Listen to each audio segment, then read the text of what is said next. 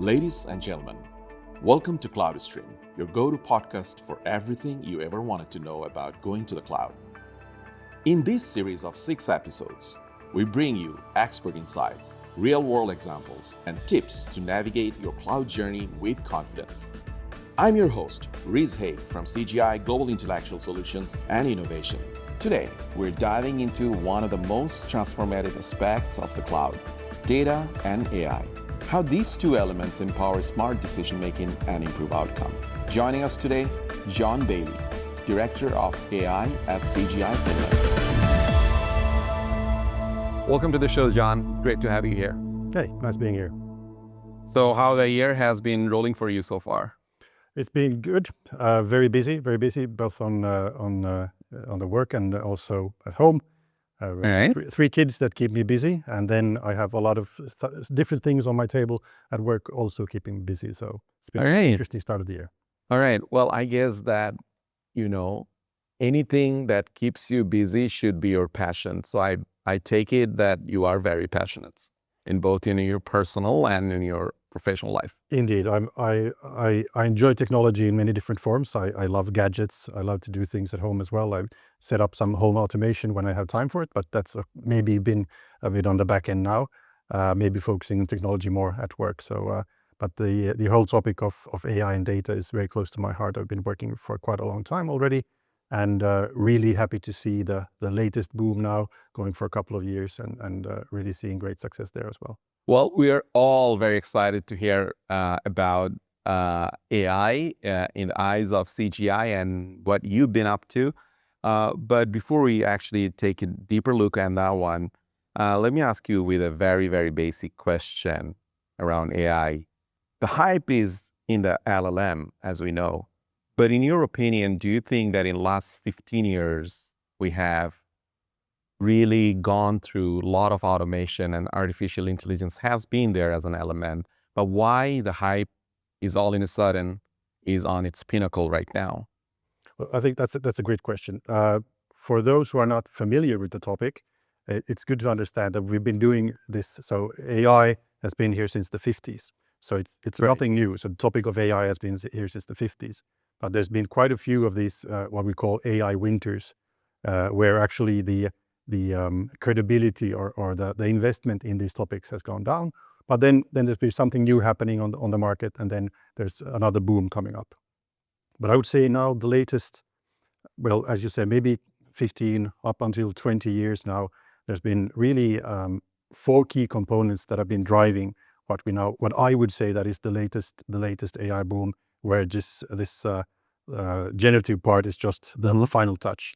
So if we go back, there's been there are 4 key components. So we start off by looking at the compute part. Right. So we have the ability to do a lot more compute now currently on these models, because previously the work has been done using what we call CPU, so what you have in your computers, the basic processing units.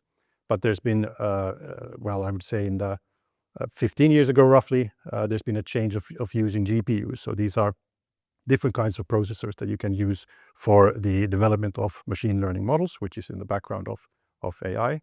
And that has really set off the compute part of this story. And then, of course, data is also one of the topics for today. Right. So in the same kind of timeline, there's been a huge increase of data availability.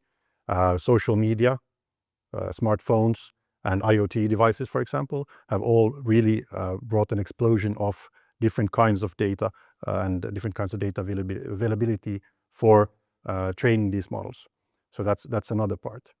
And then, of course, the algorithms. So when we have enough data and we have the compute to use it, then we can start really thinking about, okay, so how do we develop the algorithms, which are basically mathematical models that we use to build these end models.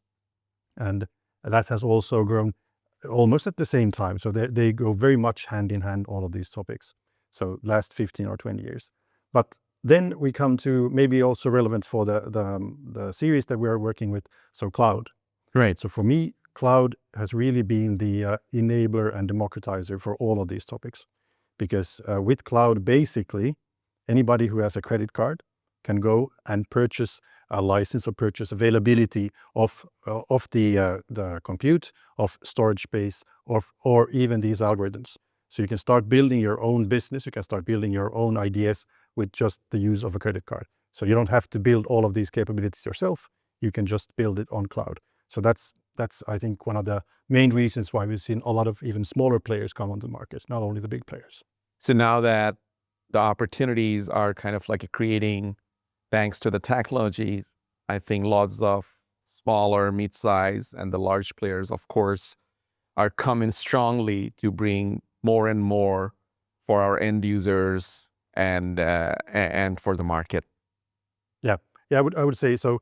That democratizing part is actually the one that is delivering value all over the business landscape. So not only the larger companies who can have their on-premise data centers that can build on this, there are more and more companies that can actually jumpstart their capabilities by taking these solutions to the cloud and using these pre-made environments, and also using the technologies that are already available, which can be, in some situations, even more secure than on-prem because they are regularly updated and they are as a service. So basically, there's somebody else who's maintaining them.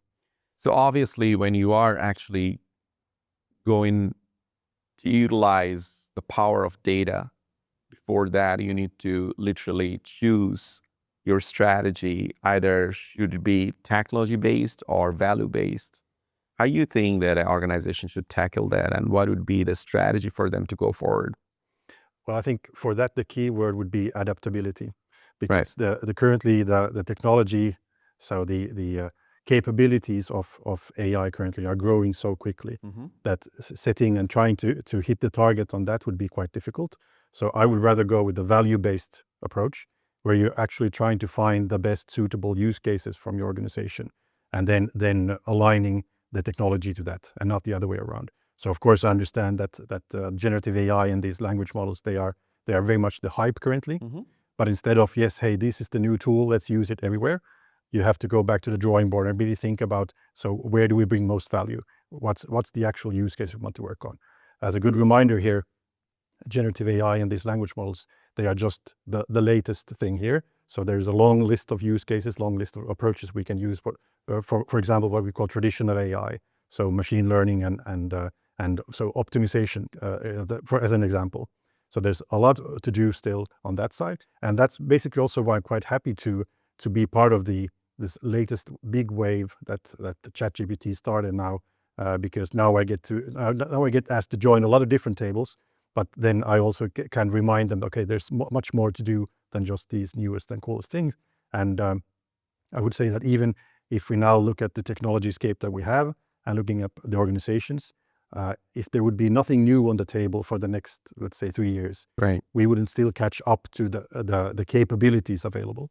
So that's also why I think the value-based approach is a lot better.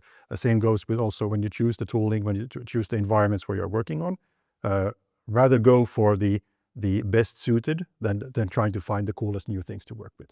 No, that's a great insight, John. I'm really glad to hear how you are thinking on that approach. Now, if you're looking at, different sizes of organizations, especially in the last, I would say 3 to 4 years, all of them are refreshing their artificial intelligence strategy around data.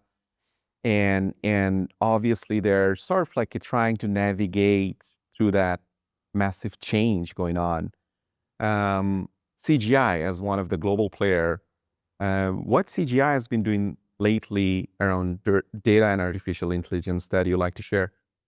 Well, I think the big thing is, of course, that we are making huge investments in the whole area. So it's been in the media for a long time already, but we are putting $1 billion into the whole landscape of AI. So that means that not only retraining our people, bringing in new resources, but also looking at our current capabilities and really trying to understand how can we move forward with these topics.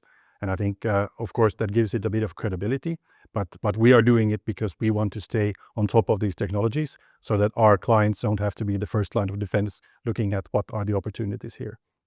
So there, I feel as well that this kind of partnership approach is where we can bring most to the table.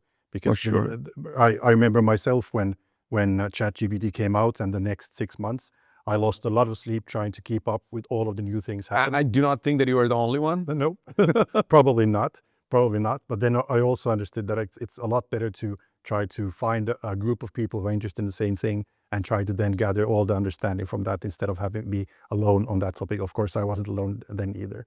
But in the same way, I would say for corporations and for smaller and larger clients, it's good to understand that they don't need to take the jump alone, and they should not take the jump alone.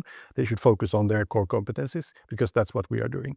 We are heavily invested in artificial intelligence. We're heavily invested in cloud. We're heavily invested in data, but also bring out topics like change management.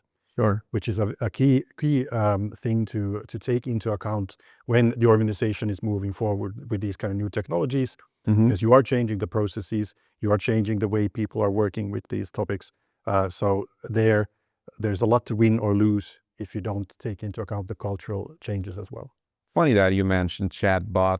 I mean, we surely are on an era of DeepSeek. We're seeing a lot of vibe around that one. And I'm pretty sure that in the next coming months and years, we're going to see a lot of new platforms coming into the market. How do you think the play out of the platforms, how dictating they are for our end users? Well, I think as with any technology, one important topic there is of course compliance and security overall. Sure. So you have to take into account who you are working with, what kind of data are you sharing, who owns the data, what they can do with that data, and so forth. So that is, I would say, the critical component of any of these discussions. So it's a no-go situation if you cannot be secure with your data. But beyond that, then when we start talking about the capabilities of these new systems and comparing the different level of reasoning, for example, in the newest models, I think in most practical use cases that we see in companies, that's not the real question. The real question is, how do we once again bring back to the value? So right. What is good enough with minimum cost? Because then going beyond that usually just means that you pay for something that you're not actually using. Right. And then that is not the value that you're looking for. But the other point there is also this kind of lock-in situation, is that you of course want to be have the ability to also this adaptability that I talked about earlier. So be ready for change, and also don't just look at the one thing and then leave it there. As goes with any kind of AI development, the after delivery, you also need to keep up with your models and see that they are actually performing as they should be. There's no model drift, meaning that you are not getting the results that you were looking for earlier because the environment has changed or something else has changed in your solutions. So keeping your eyes open is of course a good approach, but at the same time, I would say don't let that keep you from doing things. So you don't do something that feels suitable, that brings you value, and then start to look at the optimization way as well. Because if you just start trying to hit the best all the time, trying to find the best one, and then during development, a new model comes up, hey, this is even better. And then you start your testing cycles again, and then there's another model. You won't ever be finished, and you will never bring value to the company. So John, you mentioned about Client Zero. I would like to know a little bit about that. Okay, yeah, so Client Zero is basically the approach we have taken in many of these topics. So the idea is that because it's such a new technology in a way of how it's currently evolving, sure, we want to make sure that we bring most value to our clients as well. And this means that Client Zero is actually ourselves. So we are going through the same steps that we want to then bring to our clients. Mm-hmm. So we go through different kinds of projects, we go through different kinds of trainings. So and then the idea is that we develop these approaches in-house, and then we are able to use them as well with our clients. So that's also why earlier I talked about this kind of partnership approach. Sure. So the idea is that we can be this technology partner who has already gone through many of these same topics internally, and then we can share the best practices and also maybe help them go through some of the humps and bumps that will come, of course. Very, very interesting. And I pretty much agree with you that you want to test your own medicine first before you actually apply it to anybody else. John, I'm going to go to the strategy part of artificial intelligence. So small, mid-sized, or large companies, they're all muscling up on their data and AI strategy. What are the main considerations a company should have when they're rebuilding or refreshing their strategy around data and AI for upcoming, let's say 2 to 5 years? What are the main things they should focus and consider? Well, I usually say that it's good to have two approaches, so top-down and bottom-up at the same time. Top-down meaning actually trying to identify the areas of your business, the main processes, the main value bringers, the main cost centers, and trying to see, so which of these can we influence and where can we have the biggest impact if we really start utilizing the data we have Sure. better, or then we even go to the way of artificial intelligence and start using, for example, machine learning or something else in those processes. So that's one. But the other side is also this bottom-up approach. Yep. So this is where you're actually looking for the specific use cases. So going through on, I would say, grassroots level, going into the teams that you have and really finding the buttons to push there. So what are the key pain points that people are working on? Where do you see the most value being or could be brought most value in these situations? So then you can adapt both of these and try to find, okay, so what is the best way to move forward? And I would say that is one thing. But beyond that, of course, we really need to understand AI governance. So we really need to understand, so what are the key stepping stones in going forward with any kind of development using data and now AI as well? Because of course the EU AI Act is here, and we need to follow those rules. But let's not just stay behind that kind of barrier. So please try new things, get people involved in those topics, and here also as well the change management. So having training for people so that they understand what the topics actually are, what the capabilities are, and so forth. And I would say that this is like the starting point, just to understand. So is this something we want to move forward with, and then painting this kind of North Star that this is the direction we want the company to go. And after that, or even during that, of course, it's good to have expertise, whether it be in-house or then, of course, through partners like CGI, to support that journey. Because if you just do a trial run of this and then you just keep it in your bedroom drawer, then nothing will ever happen. So really looking at the next steps already when you start off. John, now it's time for the regular questions that I've been asking to all my guests. As we are doing the cloud transformation, I would like to call it more of as a journey. And I'm pretty sure that as for any journey, we have lesson learned. Is there any specific lesson learned that you and your team has experienced lately that you'd like to share with the audience? Good question. I think for me personally, a good learning or a great learning even in this situation, very much related to the topic of cloud, is how do we actually then utilize the cloud in an optimum manner? So there are many different solutions that you can start with, for example, building something in-house and then scaling it out so that you have the solution in the cloud, for example. And then that means that you don't have to move your data. If you're, for example, building a machine learning model that requires quite a lot of data to train, then you can do that on-prem. But then you want the scalability that the cloud provides. And then you can move the solution to the cloud and have that scalability. And on the other side, if you are, for example, working in, let's say, a manufacturing setting, where every microsecond counts, in that situation might be so that you have a lot of data, and you want to have the scalability of compute in the cloud. So then you can move your data to the cloud. You can train your models using that scalability of the compute in the cloud, and then move the finished model back into the on-prem, where it's actually closer to your manufacturing devices, for example. And then you're cutting off any kind of latency that would come using outside sources. So that's been for me a good learning now in the recent years. Also trying to master this whole concept of separating the inference, the training, and different solutions in different environments. Very good, very interesting. I'm pretty sure that you came across dozens of success story that you probably would be very proud to talk about. But if I want you to pick just one, what that would be? Well, I'd say, from my perspective, I have a kind of an internal success story. Okay. Because I'm a technologist. I'm a kind of a geek myself, and I really love this stuff. But at the same time, the best part of my job has been really sharing that passion. Right. So I've done a lot of trainings, a lot of workshopping, and really trying to reduce this kind of friction of the topic of AI. So for many people, it's kind of a black box. both technically and philosophically a black box, and really seeing people, opening the eyes of people to the opportunities there, and trying to reduce these kind of risk factors and people thinking that it's a threat to some part of the organization or some process or whatever else. So changing that topic to more looking at the opportunities has been a personal success story for me. John, earlier today we talked about tech-based versus value-based data approach. In your opinion, what are the primary requirements for any organization to take the best advantage of data?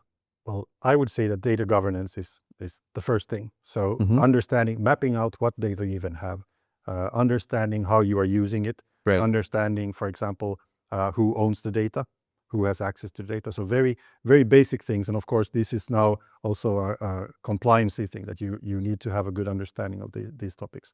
But beyond that, I would say that the value of data is in the usage of data. So if you have a huge data storage, but it's just sitting in the corner, Right. it's a cost. It's not a value driver. So before you really start using the data that you have accessible in a meaningful way, it's a cost center. It's nothing more than that. But after that, if you are able to find use cases, if you're able to improve on your processes by using the data that you have, then you can flip that completely upside down. So the data is actually a value bringer to the organization. And then also, I would say in those situations, it's very relevant to have a good discussion between, for example, IT or whoever sits on the infrastructure, and then the business side, who should be owning the data, but sometimes in some organizations that also sits on IT. I think we're almost at the end of our show today, but I have still one more question, and I've been dying to ask you that. Do you think data is the new oil? Data is the new oil. Yes, I would say that, well, this is a thing that maybe came up during the age of big data some odd years ago. And there's been a lot of discussion, of course, that what it actually means. And there are many different analysis of, is data the new oil, and was it back then? But I would say there's also some comparison to AI being the new electricity, so being this kind of transformative source. But mainly I would say data is the new oil, but in a different way than before. So before we said that data was the new oil, it was related to the large quantities, large masses of data that you would have within a corporation. Right. And that would be the oil that would fuel your analytics and your machine learning and your AI, for example. But now we're in a situation where we have these foundational models who have huge capabilities already built in. But the differentiator is the data that you actually have, your proprietary data within your organization. Right. So once again, we're in a situation where data is the new oil, but it's not the case of just having huge amounts of data. It's having the right data, having correct data, having quality in your data, because then you can use these new models as a differentiator as well, because then you are doing something different from the other companies around. John, thanks so much for such an inspiring talk. I think it was a true pleasure to talk to you and get to know what CGI is up to with data and AI. I'd like to wish you and your team all the best for the future. Thanks, it's been a pleasure. That was the show today. We learned a lot about data and AI, and most importantly, what CGI is doing on this area. Next time, we're going to talk about Application Factory. Till then, goodbye.